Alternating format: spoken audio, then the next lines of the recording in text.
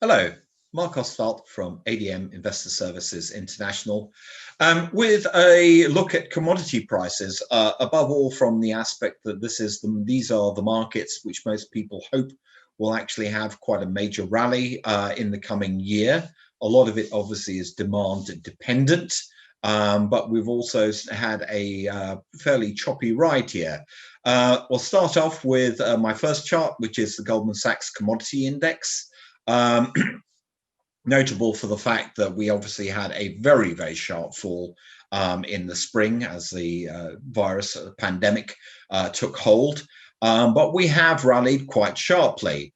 Nevertheless, that rally still leaves us some 8% off the level that we started the year on. So there would appear to be plenty more scope there for it to extend, particularly if we do have a recovery.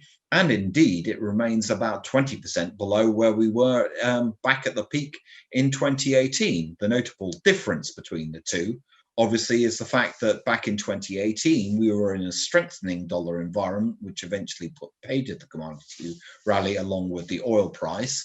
And this year, we've obviously been particularly in the second half of the year, with a weakening dollar, a trend which many people expect to continue.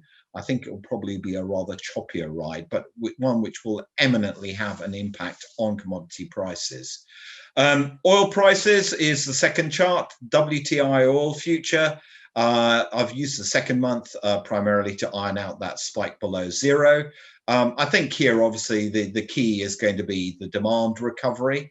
But I think it's also well worth noting on that front that as much as the break-even price in production terms for a lot of the OPEC producers is actually quite low, particularly in the Gulf Cooperation Council countries, but their budget requirements need a much higher oil price, basically to meet the very extended budget deficits that they have been running because of COVID.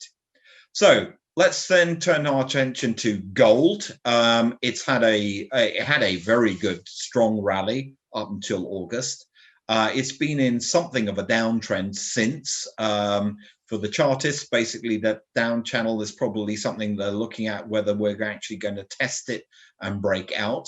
It definitely, as a hard asset with low cost of carry, is going to be something that people are watching very, very closely.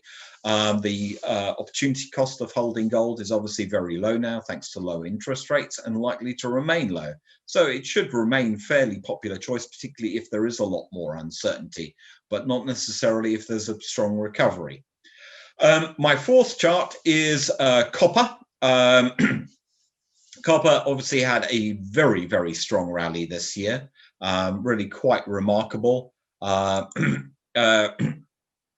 And we've now got to levels which we haven't seen in a particularly long time. I think the key here is obviously Chinese demand and also expected demand from infrastructure demand, infrastructure related investment, and also everything to do with new energy. The really big question there is how much supply disruption will we continue to see in the key producers in Latin America due to COVID? If that is overcome, perhaps it may look a little bit overpriced at the current juncture. My last two charts are from the agricultural sector. The first one is soybeans, particularly notable for the fact that it's actually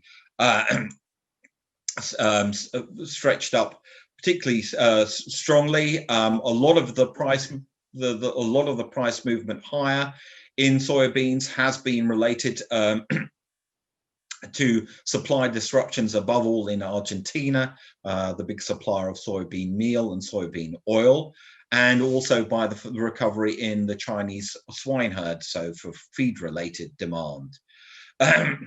My final chart relates to sugar.